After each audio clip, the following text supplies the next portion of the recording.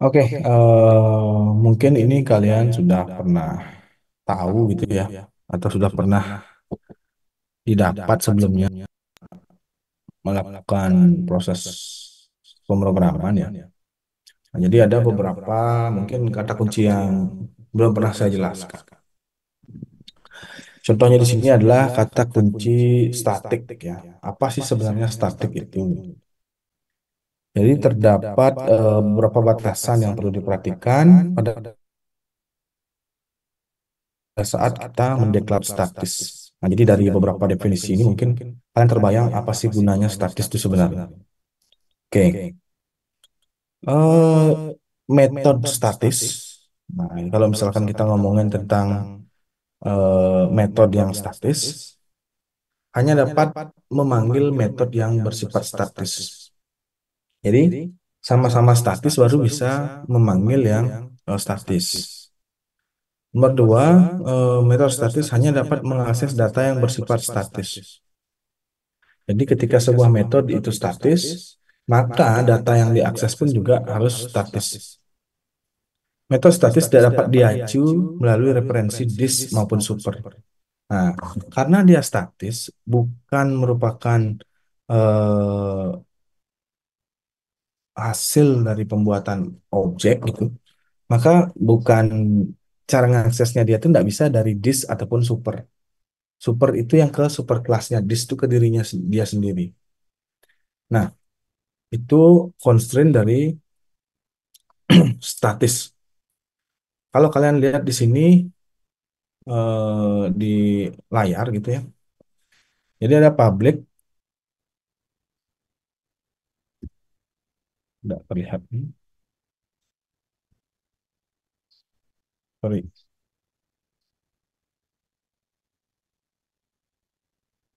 Ada sebuah metode di mana ada static integer A sama dengan 5, integer B sama dengan 6, integer X sama dengan 4.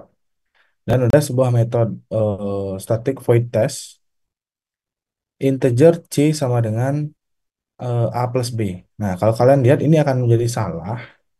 Kenapa salah? Karena ketika kita anggap X itu sama dengan plus X. Kalian lihat di sini X sama dengan 4 gitu ya. Di mana X itu data non-static. Nah, kalau dia di print, yang di print itu adalah A plus B sama dengan C, nah itu masih bisa. Kenapa? Karena A plus B itu adalah bagian data yang statik. Datanya statik dipanggil sama metode statik itu bisa. Kalau misalkan X ini bukan non-statik, kita anggap yang ini ya.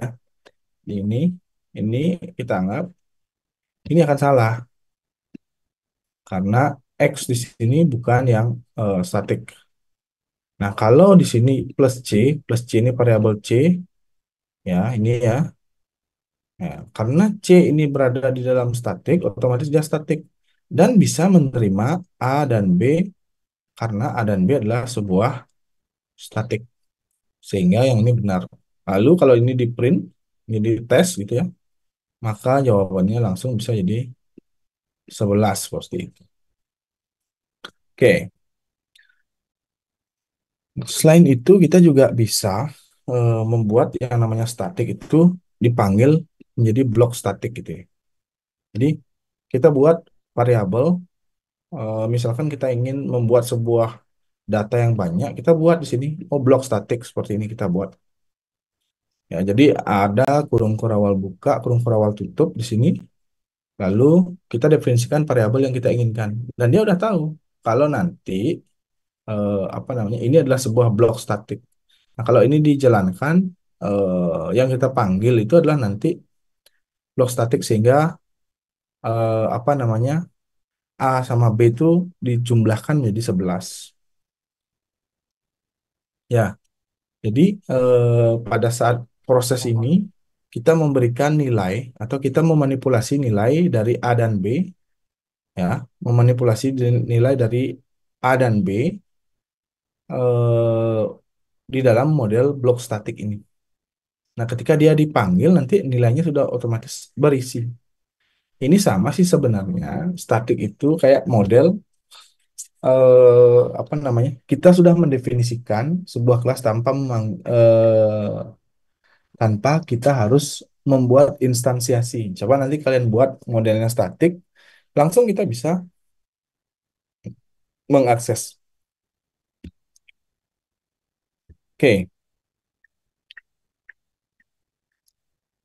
Nah, contohnya seperti ini. Kalau kalian lihat di sini ada public class deklarasi statik. Jadi ada integer statik ini ya. Ini A, lalu ada static void test integer C sama dengan A plus B. Integer C sama dengan A plus B. System out printer dapat C-nya nilainya berapa. Oke, ini yang ada di dalam kelas itu ada sebuah metode statis. Di dalam sebuah kelas yang public ada sebuah metode statis. Lalu kita panggil nih, kita panggil public static void main.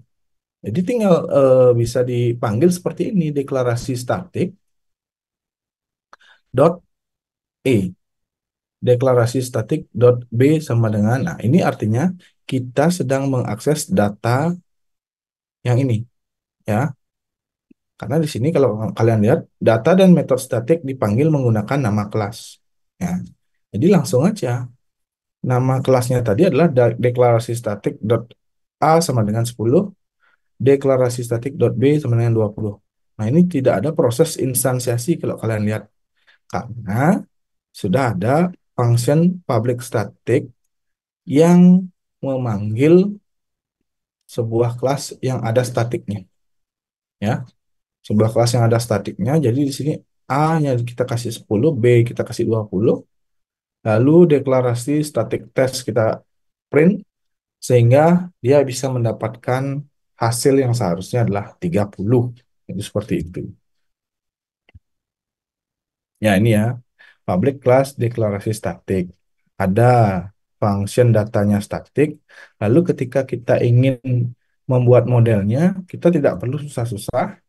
Cukup hanya dengan melakukan proses pemanggilan seperti ini. Karena dia kita panggil melalui sebuah fungsi statis seperti ini.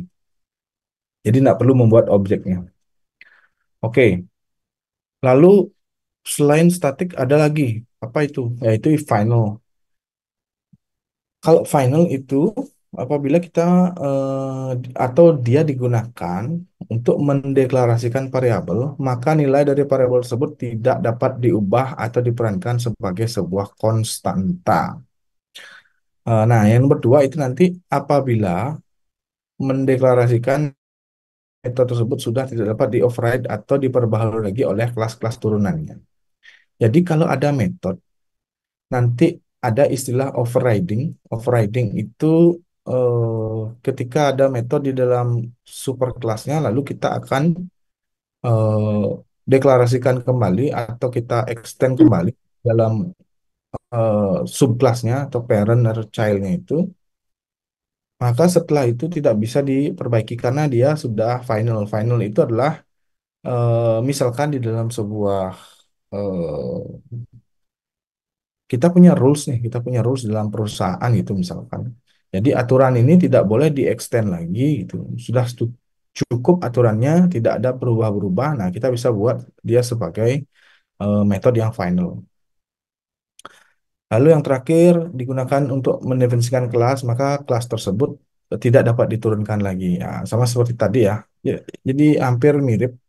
Jadi kalau dari variabel yang kita dikasih final, artinya itu diperankan sebagai sebuah konstanta. Nggak bisa diapa-apain. Dia tuh fix, misalkan max max hari sama dengan 31. Nah, itu final gitu lah. Lalu kalau metode nggak boleh di override lagi. Nah, ini contoh bagaimana membuat sebuah konstanta ya konstan. Jadi tingkat akses final tipe data nama konstanta nilai. Ya, sama seperti tadi ya. Contohnya ini kalau kalian lihat private final integer max sama dengan 10. Dia kalau misalkan kata final ada di sini, apa yang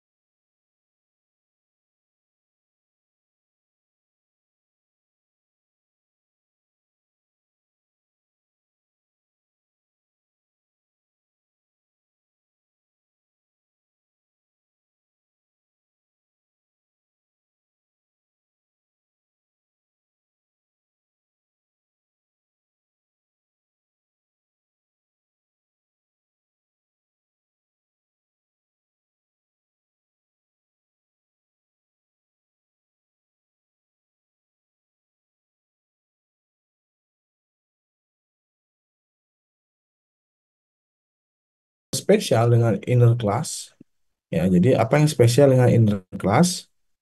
Ya, dapat mengakses data dan metode dari kelas yang berada di bagian luarnya. Oke, jadi yang ini ya dapat mengakses data dan metode yang berada di luar kelasnya. Ya, karena dia adalah inner kelasnya. Ini anggap putih telur, ini kuningnya nih. Kuningnya inilah inner kelasnya. Ya, kuningnya inner class ini dia bisa mengakses semua yang dimiliki oleh si putih telur. Apapun itu, semua yang dimiliki oleh putih telur dia bisa akses. Walaupun, nah ini kata kuncinya, walaupun dia dibuat yang outer nih atau instance of outer classnya dibuat private.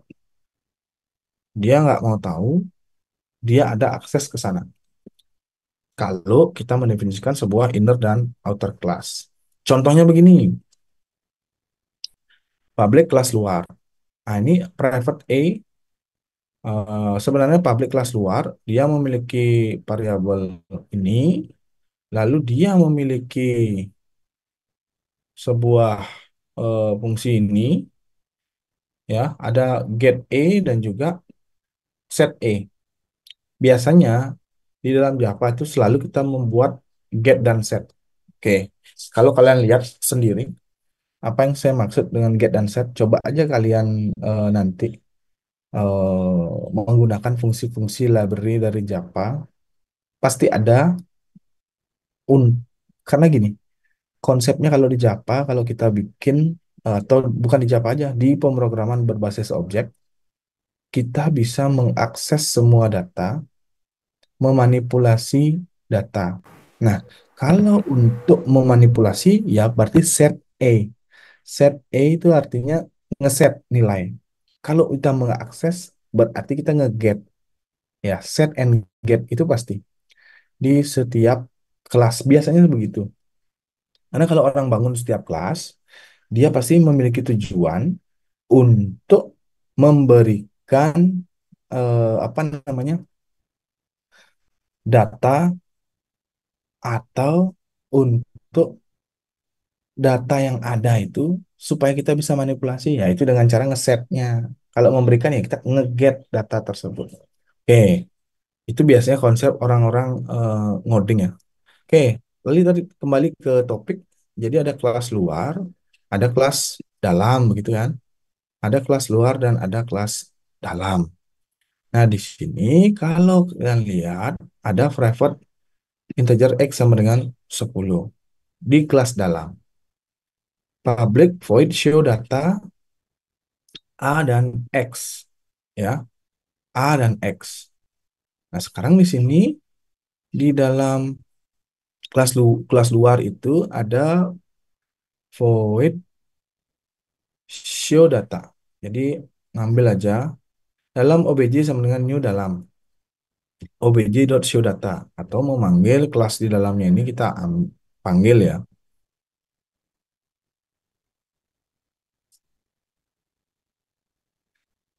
Dicek void show data dalam obj new dalam. Artinya apa? Artinya kita bisa mengakses kelas dalam ini obj show data. Nah, oke, sekarang ini di luar kelas nih. Di luar kelas. Jadi yang tadi inner class, yang namanya kelas dalam itu di inner kelasnya. Kalian lihat luar obj new luar. Ya, obj satu ya, sorry ya. Obj satu new luar. Artinya membuat objek dari kelas luar obj satu set A5, set A5, set A5 berarti dia memanggil fungsi ini. Oke, normal. Fungsi set A5, A sama dengan nilai. Nilainya kita kasih 5. Nah, sekarang pertanyaannya obj.showData. ShowData sebenarnya dimiliki oleh siapa? Dimiliki oleh inner class-nya. Lalu gimana? ShowData dapat inner class. Lalu yang ditampilkan adalah nilai dari kelas luar itu A. A itu diambil dari mana? Oh, A diambil dari get tentunya ya. A diambil dari get ini. Return A kan gitu. Show data. Kalau kalian lihat di sini, sorry, show data, public show data ini dalam objek new dalam obj.showData. Nah, showData ini nanti obj1 showData, dia akan mengambil nilai dari si A itu sendiri. Ambilnya dari mana? Kenapa ini yang diakses? Ini kalau kalian lihat, ini yang diakses. Ini nilai akhir kelas kelas luar. Ah, ini kan yang didefinisikan kan, yang show data yang ini. Apa yang sebenarnya terjadi? Apa yang sebenarnya terjadi? Obj1 show data.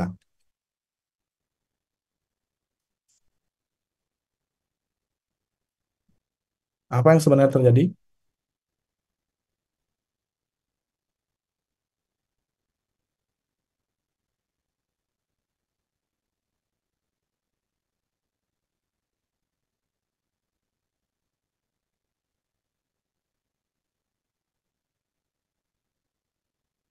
Apa yang sebenarnya terjadi? Oke, show data. Berarti kan ke sini dulu. Standarnya kan begitu. Ini kan lihat obj1 ini new luar. Berarti objek satu ini adalah objek luar show data. Dia ke sini dulu nih. Di sini dia melakukan proses diakses lagi. OBJ sama dengan new dalam. Jadi OBJ, objek OBJ, obj.show data. Dipanggillah ini ke sini. Dipanggil ini ke sini. Ya, artinya apa? Artinya kelas dalam ini bisa mengakses semua yang ada di luar ini. Ya, semua yang ada di luar. Kenapa dia tahu bisa diakses yang ada di luar? Kalian lihat A ini. A ini dari mana? A ini kan dari luar. Nih, lihat nih. A ini dari luar dia. Ya, A itu dari luar. A dari luar. X itu dari mana? Oh, X dari kelas dalam. Oke, memang dia punya. Walaupun A ini dia buat private, tapi kalau yang aksesnya adalah kelas dalam, yang aksesnya adalah si kuning telur, harus dikasih. Nah, sehingga muncullah ini sistem outprint learn, nilai A sama dengan 5, nilai X sama dengan 10. Oke, gitu kira-kira. Itu yang terjadi ya. Oke, nanti bisa dicek lagi. Pak, kapan dibuat seperti ini ya? Kembali saya sampaikan hal-hal seperti itu ya tergantung nanti bagaimana kalian, bagaimana masalah yang kalian hadapi di coding. Apakah kita harus menggunakan ini? Ya tidak harus. Tergantung kasusnya. Kalau saya kemarin tuh ya tergantung ternyata kita bagi menjadi beberapa project gitu. Ah, ini teman itu tanpa sengaja membuat namanya search, kita juga harus namanya search gitu ya. Terjadilah eh, dua metode dengan nama yang sama diizinkan dalam Java diizinkan. Kalau misalkan model seperti ini mungkin hal-hal yang lebih spesifik atau lebih mendalam sehingga di dalam kelas pun kita butuh untuk mendefinisikan sebuah kelas dan hanya bisa yang mengakses model tersebut adalah dari kelas dalam, di mana walaupun bersifat private gitu. Oke, itu untuk yang eh, pertama. Oke, sekarang kita menuju ke polymorphism. Nah, polymorphism ini sebenarnya mirip-mirip dengan contoh yang kemarin ya. Nah, kalau di dalam Java itu kita bisa membuat sebuah polymorphisme di mana akan ada sebuah perintah yang sama lalu menghasilkan output yang berbeda. Mirip-mirip ya dengan konsep kemarin. Ya, contohnya seperti sini, speak now. Jadi kalau anjing akan woof gitu misalkan di sini. Kalau meownya meow, kalau si angsa itu akan quack gitu, dan lain sebagainya. Nah, jadi ada model seperti itu. Di mana kalau kita definisikan, ini adalah kemampuan sebuah objek untuk mengungkap banyak hal melalui satu cara yang sama. Jadi caranya adalah X, nanti bisa diinterpretasikan dengan banyak output seperti itu. Nah, jadi caranya adalah X bisa diinterpretasikan dengan banyak output. Contohnya di sini seperti ini. Polimorfisme itu mengizinkan kelas induk untuk mendefinisikan metode yang general atau bersifat umum. Jadi, kalau kalian buat di sini, misalkan kita ngomongin tentang inheritance gitu ya. Jadi, metode bersifat general atau umum untuk semua kelas turunannya, dan selanjutnya kelas turunan dapat memperbarui implementasi tersebut secara lebih spesifik. Ini lebih ke bagaimana kita membuat sebuah fungsi yang general di dalam sebuah kelas, lalu kita spesialkan di dalam kelas turunannya. Nah, ini kalau kalian lihat ini apa gambar apa sih ini Pak di depan di dalam di layar ini? Ini adalah diagram, kelas diagram ya. Nanti kalau kalian belajar analisis desain dan sistem informasi, ada dua pendekatan di sana. Nanti ada pendekatan OOP dan juga pendekatan struktural. Eh, Kalau di pendekatan OOP biasanya orang akan membuat yang namanya sequence diagram, kelas diagram. Itu nanti ada tuh urutan-urutan mengapa dan siapa saja yang harus dibuat di dalam rekayasa perangkat lunak. Contoh nanti di laporan tugas akhir kalian ingin mengembangkan suatu perangkat lunak gitu. Misalkan kalian mengambil RPL gitu ya. Jadi kalau di dalam proses pengembangannya kalian membuat dengan cara pemrograman berbasis objek, ya harusnya di situ nanti akan didokumentasikan kelas diagram dan juga objek diagramnya secara general. Biasanya orang akan baca langsung tuh karena di kelas diagram itu kalau kalian lihat nih dia langsung nih nama metodenya ada di sini. Kalau kalian lihat kan namanya sama nih. Nih, ini ada sebuah metode tapi metodenya general. Metode yang general, metode yang secara umum. Tapi namanya sama. Namanya apa, Pak? Ya V. Namanya V nih. Namanya V nih.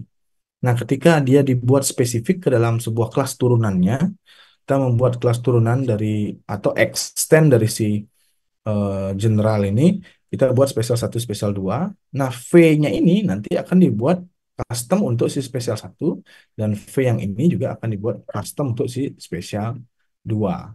Jadi itu maksudnya. Oke, contohnya ini ada kelas penyanyi. Oke, kalian lihat di sini ada kelas penyanyi.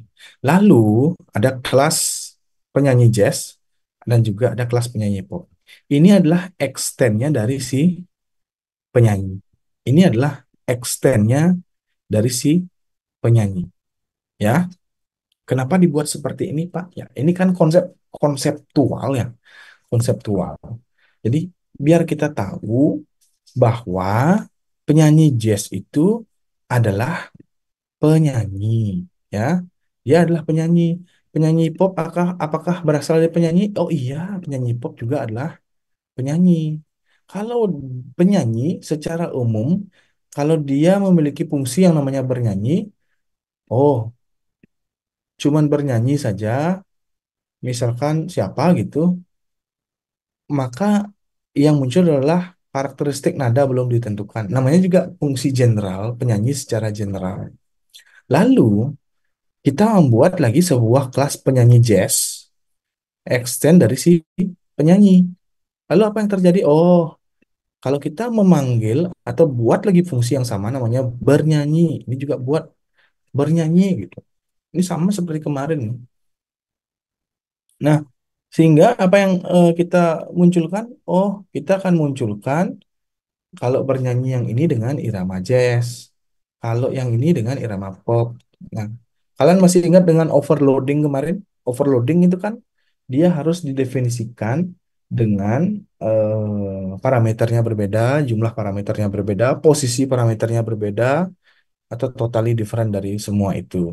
Nah, kalau yang ini urusannya adalah extend mengextend kelas. Jadi urusannya dari general ke spesial-spesialnya atau yang umum ke spesial-spesialnya. Nah, sama di sini. Kalau kalian lihat ada kata kunci extend ini.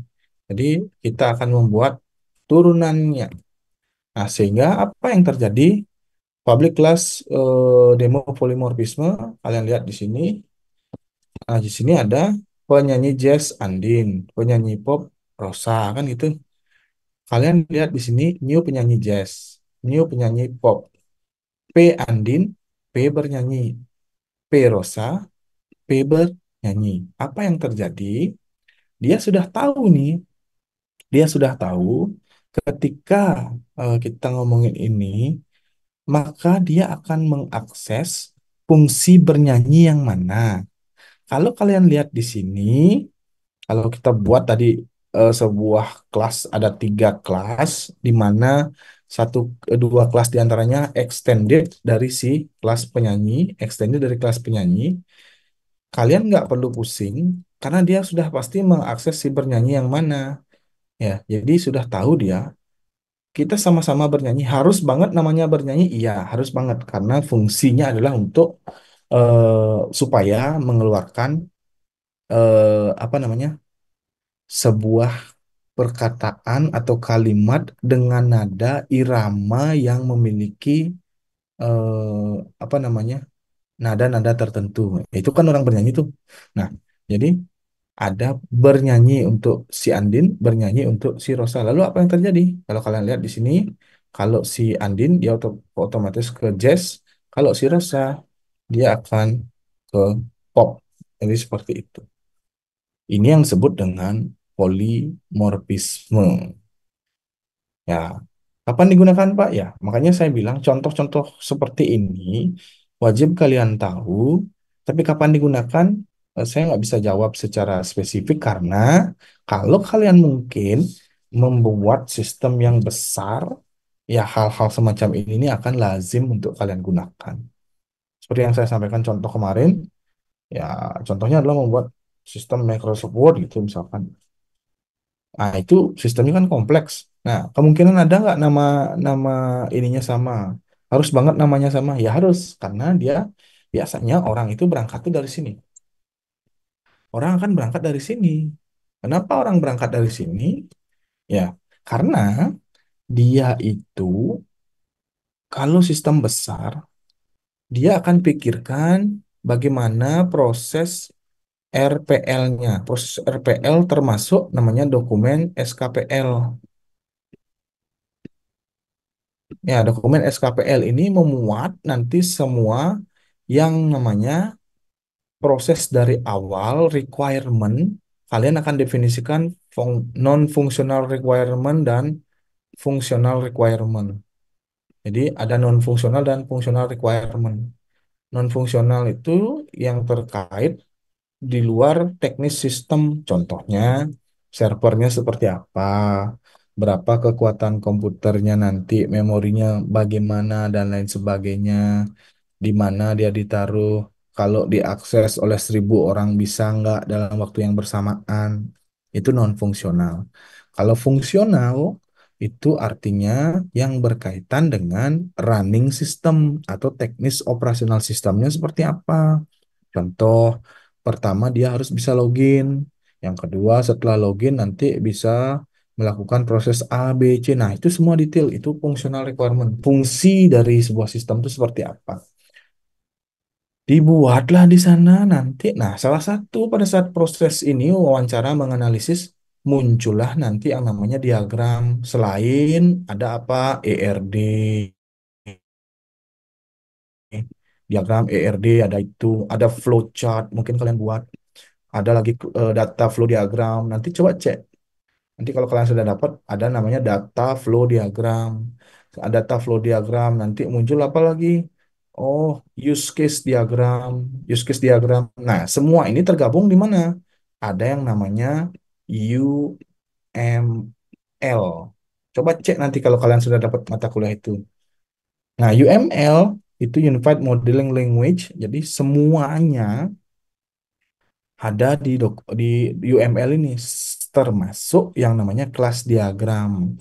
Tujuannya apa, Pak? Ini adalah dokumentasi yang programmer bisa baca. Programmer bisa baca, ngerti maksudnya, sehingga ada programmer yang keluar masuk tahu dia harus membuat seperti apa. Jadi, inilah fungsinya sistem analis. Ngobrol sama kliennya, ngobrol sama klien begini-begini, maunya begini.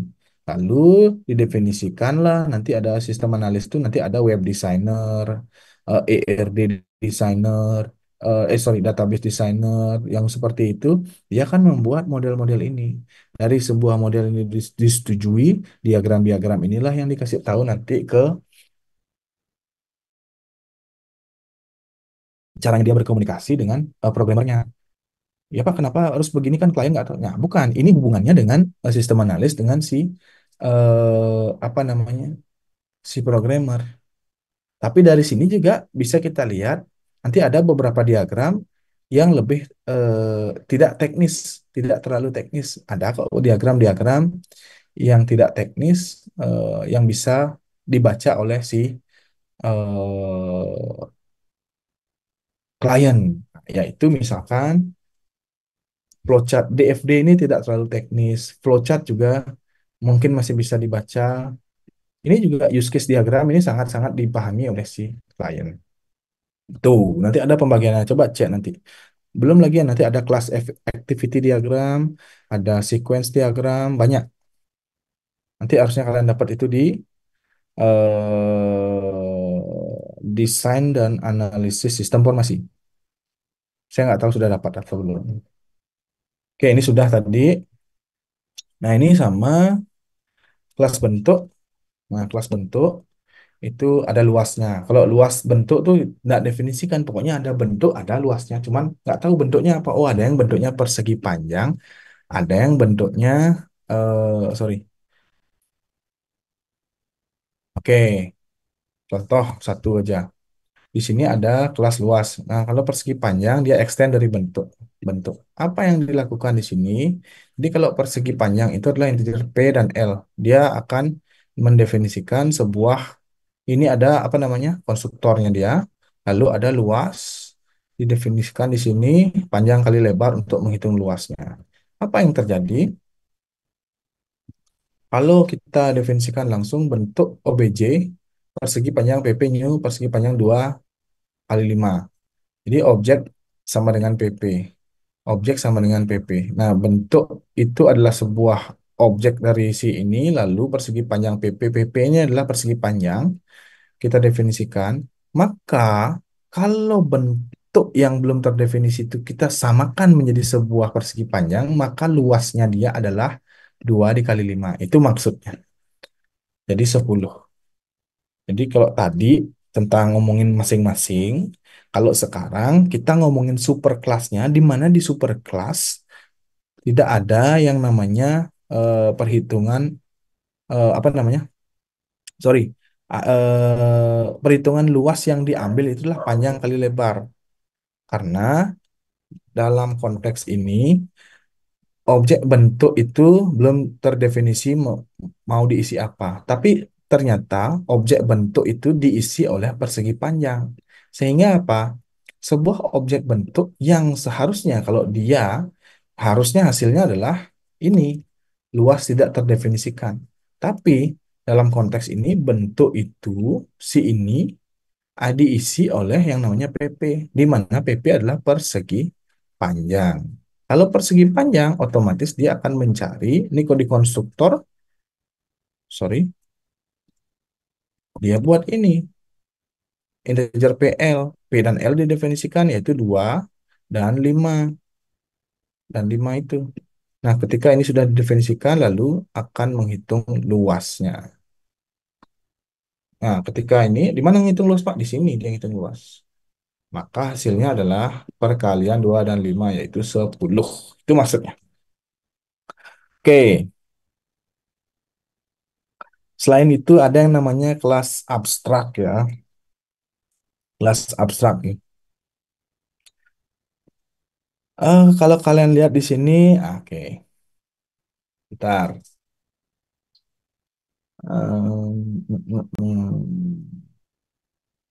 Oke, dengerin saja dulu. Nanti saya ada pertanyaan di belakang. Karena biasanya kalau saya nanya ke kalian nggak ada yang mau bertanya, jadi nanti ada pertanyaan buat kalian. Kalian dengar aja dulu. Oke, abstrak kelas nama kelas, badan kelasnya apa. Jadi ini sama, ini kelas diagram, ini contoh kelas abstrak, ada grafik objek. Nanti dia adalah dia kita ambil abstraksinya yaitu dari grafik objek. Ada di sini metode draw, di sini juga ada metode draw. Metode abstrak tipe nama metode parameter. Abstrak ada abstrak di sana. Oke, contoh lagi kelas abstrak, misalkan ada animal abstrak, ini kita definisikan sebagai kelas abstrak. Jadi ada pendefinisian kelas induk di dalamnya terdapat deklarasi metode yang tidak memerlukan implementasi sama sekali. Apa yang itu dimaksud? Nah, contohnya seperti ini.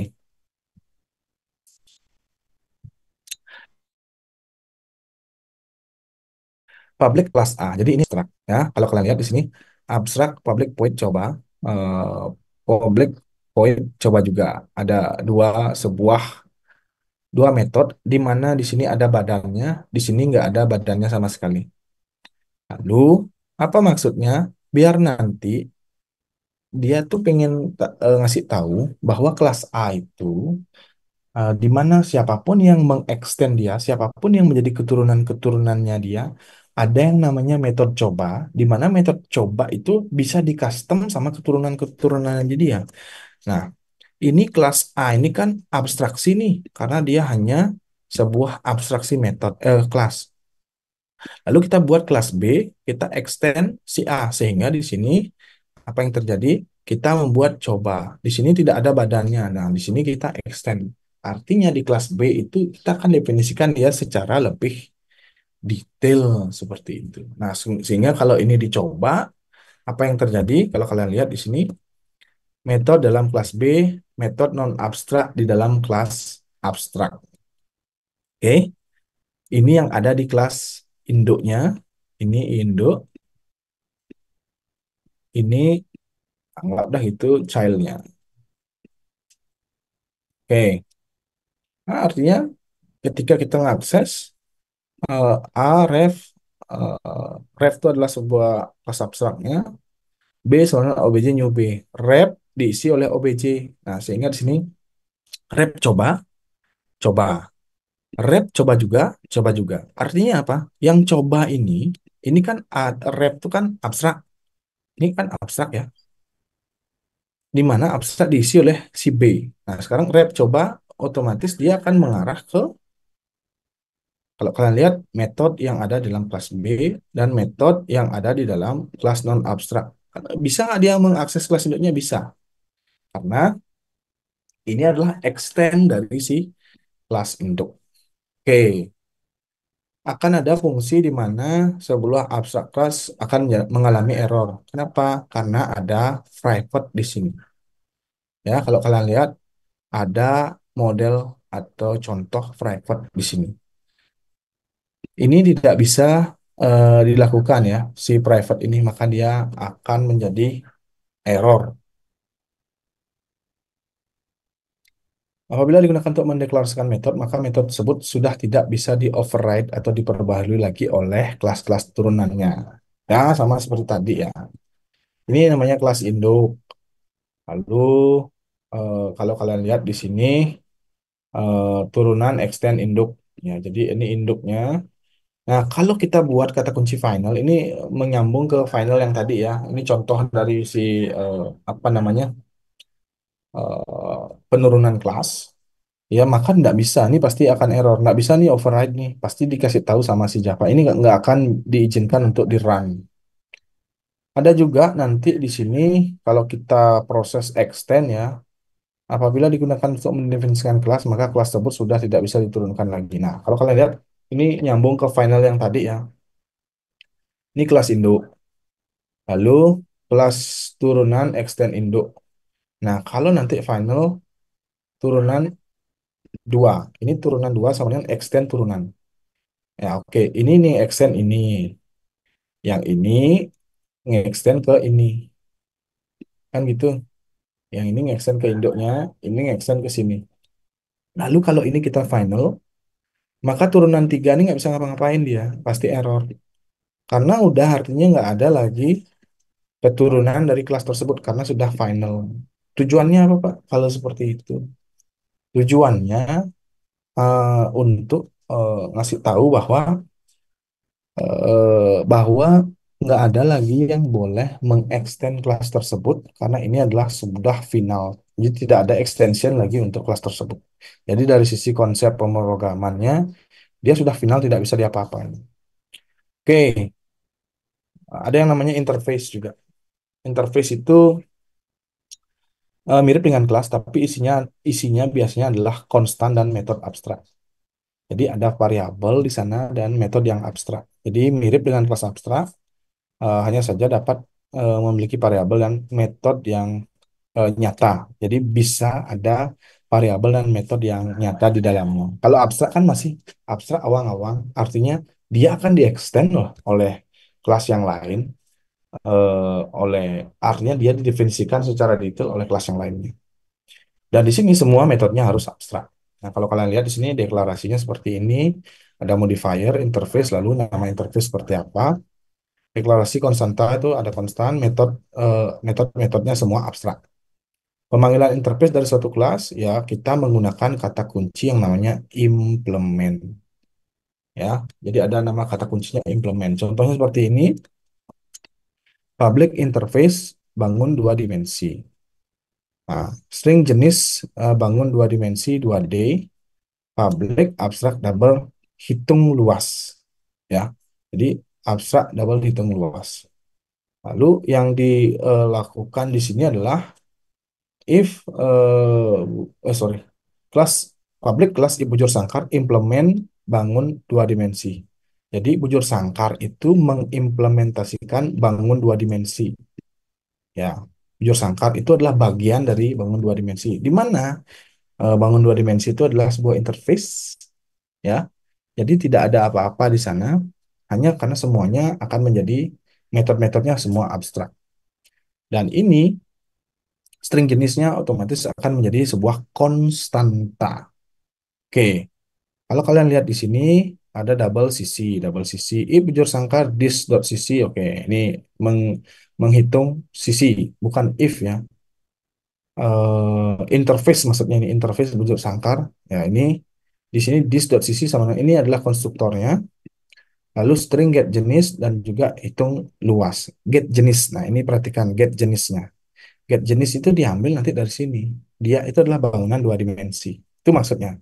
Nah, lalu kalau kita panggil, apa yang terjadi di sini? Kalau kalian lihat,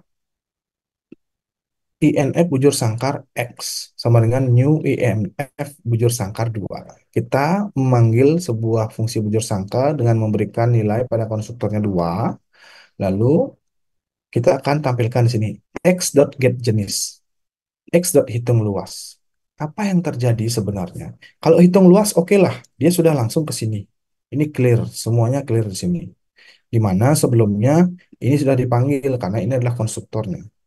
Lalu, kenapa ada get jenis di sana? Oke, get jenis di sini, ya dipanggil juga fungsi get jenis, ya dipanggil fungsi get jenis. Di mana dapat jenis padahal tidak pernah didefinisikan jenis ini? Di mana dia dapat? Oh, dia ada di kelas abstrak. Kenapa? Sorry, dia ada di interface. Kenapa ada di interface? Karena di interface seperti yang disampaikan tadi, dia adalah eh, isinya adalah konstan, konstan atau konstanta dan metode-metode abstrak. Kita bisa mendefinisikan hal tersebut. Dan semua metodenya abstrak dan di sana cuma ada konstanta. Jadi tidak bisa manipulasi, sudah ada konstanta di sini.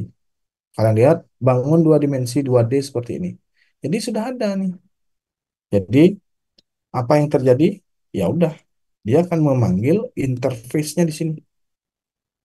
Memanggil interface-nya. Lalu ini dipanggil atau didapat dari perhitungan luas, yang ini dapat dari interface si kelas dua dimensi tersebut.